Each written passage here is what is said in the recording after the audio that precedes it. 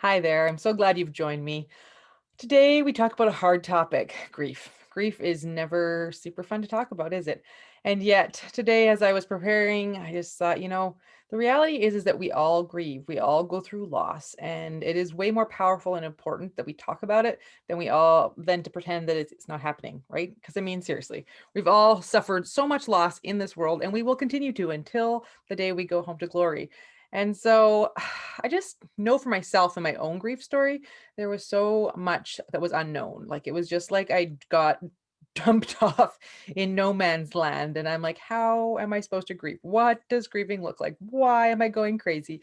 Why am I ending up on the wrong side of town all of a sudden? How come I can't remember things? How come?" Like, there was just so many questions and so much uncertainty, and if I can even just help one person who is grieving right now, just to normalize that what they're going through is completely normal, then I am a happy camper. So that's my goal today. My goal today is just to say, you know what you are experiencing is normal. And I remember in my season of grieving, and I mean, uh, somebody mentioned the other day, I posted about some grief on Facebook, and they had mentioned, like, well, with time, blah, blah, blah. And I was like, well, actually, I will grieve my losses until I go to glory. And that is the reality of being human. So there isn't like a set time for how long you're going to grieve, no matter what you're grieving, whether it is a move from out east to out west, whether it is a new job, but you really loved your old job, whether it is your kids have flown the coop and are out and about. But loss is loss, and we will grieve it in at some level. And when you lose a person, obviously that is a big deal, and your whole entire being is going through shock, trying to figure out how do you cope with this. This person is simply just not here anymore. I remember when my brother passed away, it would be months later, and I could be having a shower, and or doing something just kind of autopilot, and it would all of a sudden hit me that my brother was actually gone. Like, he was actually not on planet Earth anymore. And it hit me again, the fresh grief. I call them grief waves.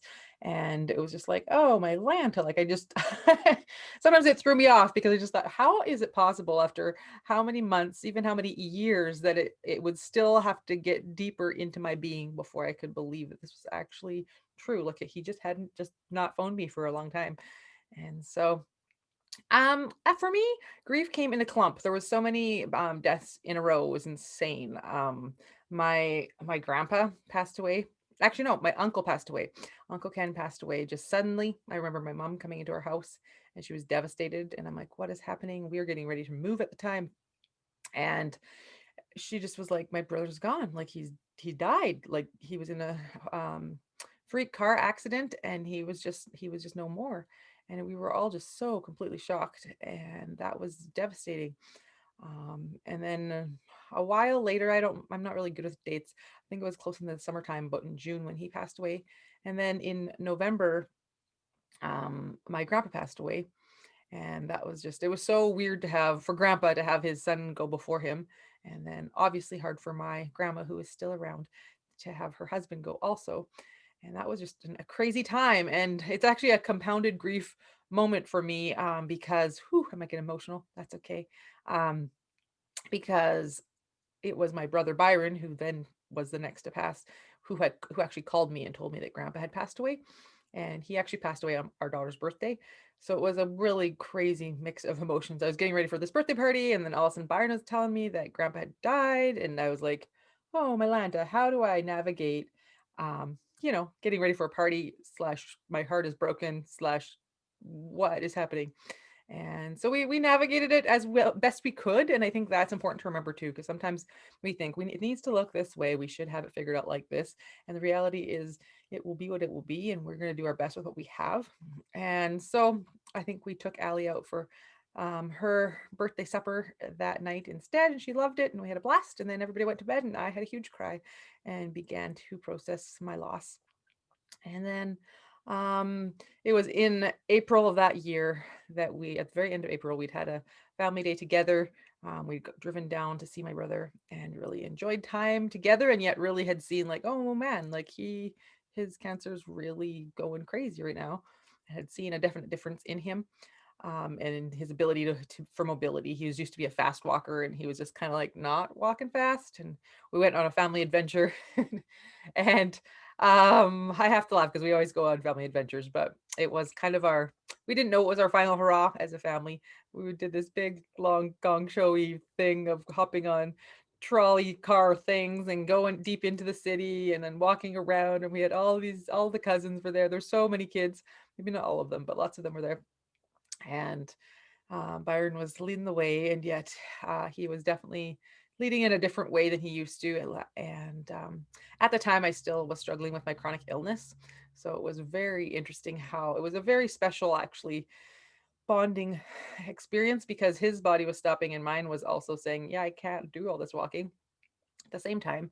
And so we got to together try to get up some stairs, and we were both the same slow pace. And he acknowledged that my illness and was just kind of like, oh man, Andy, this is what you always go through. And that was a really special memory for me, just because it's just important to have that validation from a family member, and especially a sibling. And so, anyways, we navigated through that weekend. We eventually, at all of a sudden, at the end of April, like his cancer just went nuts, and he went from being able to drive to being paralyzed from the waist down, and in palliative care. And I just remember being like, "This is not happening. Like, how am I supposed to be this sad and still parent, and still how is my body not going to just stop, and I'm going to be trapped in bed?" And all these feelings were so loud, and it was really hard. And honestly, I spent quite a bit of May in bed, and Byron and I, he at that point was in palliative, so he was in bed. And again, God used it as a bonding kind of a thing, and we could call each other and talk, and I could say, man, I wish I could just like have my bed in the same room as you. At least we could hang out. And God gave us some really special phone calls and special moments together, and that was really great. But he did die. We have all those memories and the time together, and I'm so thankful that that is how it was. But September 4th, he was done. And man, that sucks. And it still sucks. And honestly, the deeper I get into business, the more it sucks, because Byron was a business guy, and he would have loved my coaching stuff I'm doing and all the stuff that I get to be a part of, and Freedom Flow Academy coming out, and you'll hear later more about that later in the month. And he would have just loved it all and given me lots of advice, whether I asked for it or not. And anyway, but I still have the memories of him, and I still have just a knowing that we did have a good relationship. And obviously, that's not the case with everybody, but I have to do my journey. And I think that's a huge thing within grief, is to do your journey. And it was hard because your heart is like, you're feeling for your parents, you're feeling for your other siblings, you're feeling for your kids, you're feeling for your cousins. But in the end, you can only do your journey, and as you do your journey, you invite others to do theirs. So I remember sharing with our kids that Uncle Byron was dying, and we were actually driving down to see him. And like, they just had different levels of understanding at different times. They were pretty little. And one of them, it hit like at the funeral. All of a sudden, he just was, it just hit him. And that was hard. And a different one hit him at a different time. And you just were there to cuddle when these grief waves hit, and to just be honest. And that was really hard. At first I was really scared to be that honest with my kids, because I am I'm all in, girl. So when I'm all in with the joy that you see right now, that's awesome. But when it's all sadness, then that's not as fun, right? But it's who I am, and it's who God has made me, and I'm slowly learning to embrace both the happy part and the part that feels deeply the sorrow. And so I didn't have all my ugly cries in front of them, and but at the same time, they obviously they could tell too. And so just to be able to verbalize to them, I'm just really missing my brother, and say little things along the way, so they could know that they're allowed to miss him. They're allowed to feel sad. That is a part of what we do here on Earth, right?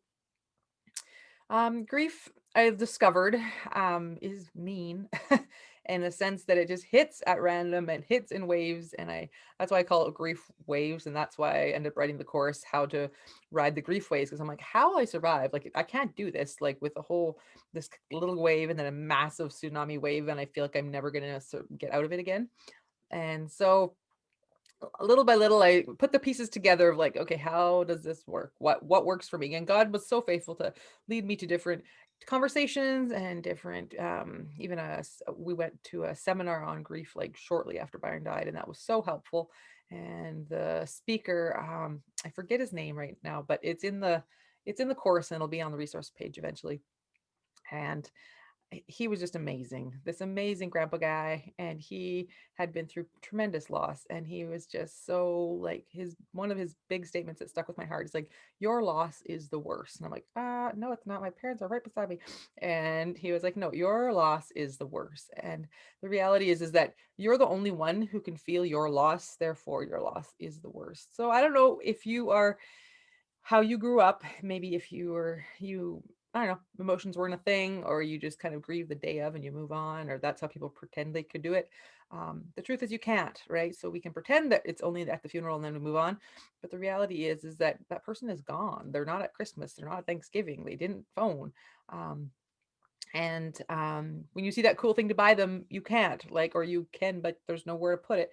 And so it is important to just not minimize it and just accept this is really how it is and how it's going to be.